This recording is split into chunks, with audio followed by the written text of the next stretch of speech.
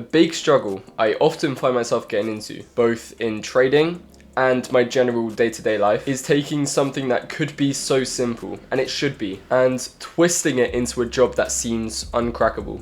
It can start to get me so worked up, overthinking. So today, I want to show you how to take trading to the next level by taking steps backwards.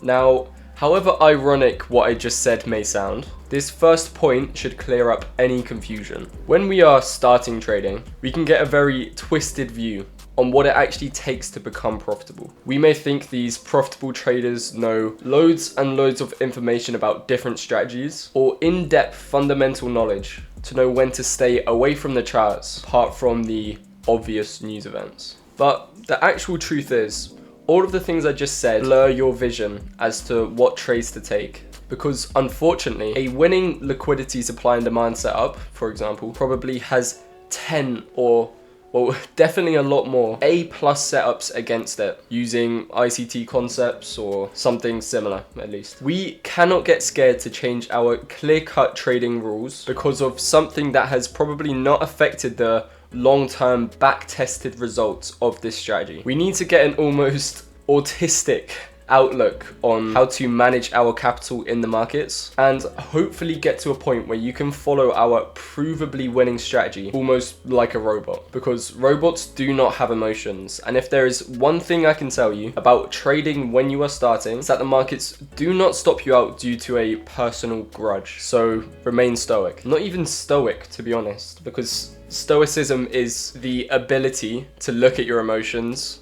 in an outside state. These shouldn't even be emotions. Just look at it like an office job, but a million times cooler. Another huge problem with becoming over obsessed about the process of learning more and more about trading is that this obsession is commonly fueled by the desire to get rich. So you put in more and more work and become impatient when you feel as though you do not have the results to back up all of the work that you put in, or what you think you deserve or something. You are forgetting that this is all a patience game, and you cannot rush the markets or rush profits. If you really want to grind and become extremely knowledgeable on a topic, so you have something to do through all awake hours of the day, I recommend you to pick something to do alongside trading. You can't constantly be placing trades. It is as simple as that. There is not that many A+ setups. An extremely useful thing that correlates directly to trading is reading and learning about human psychology, because with this you can start to decode and analyze your situation before you make any big decisions that may result in losses. Now, when it comes down to how much time trading should take up, I think with more and more experience,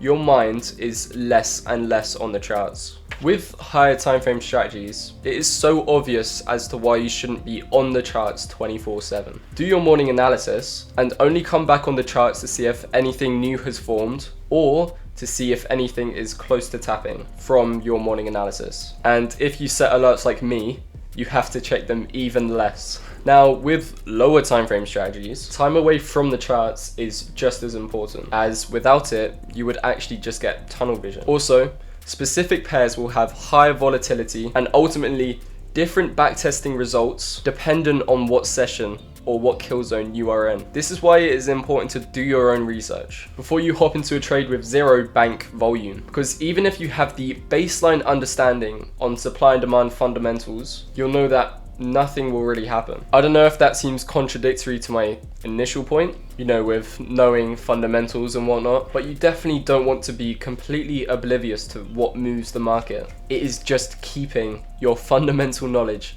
so simple. Now, thinking about other things that may overcomplicate your view, I think of the entire way that you perceive your capital. What I mean by this is seeing your capital as potential money to lose, or money in general, to be honest, as opposed to a given sum that you are given to manage the equity of, specifically in percentages. When you think like this, you can start to view thousands in drawdown as something as small as a couple percent lost, depending on your actual account size. On a 100k account, I know that 6% in drawdown sounds a lot more attractive than losing an entire fucking down payment on a house. Also, this makes the possibility of over-risking slimmer, as percentages are easier to manage with a plan and money is easier to lose by gambling. I recommend you note all of your trades down so you can see if you fall into any of the traps that I have just mentioned. And if you're wondering about how to actually make a journal, head down in the description and there will be a link to my personal live journal that I will be consistently updating every single trade of until I am actually profitable. So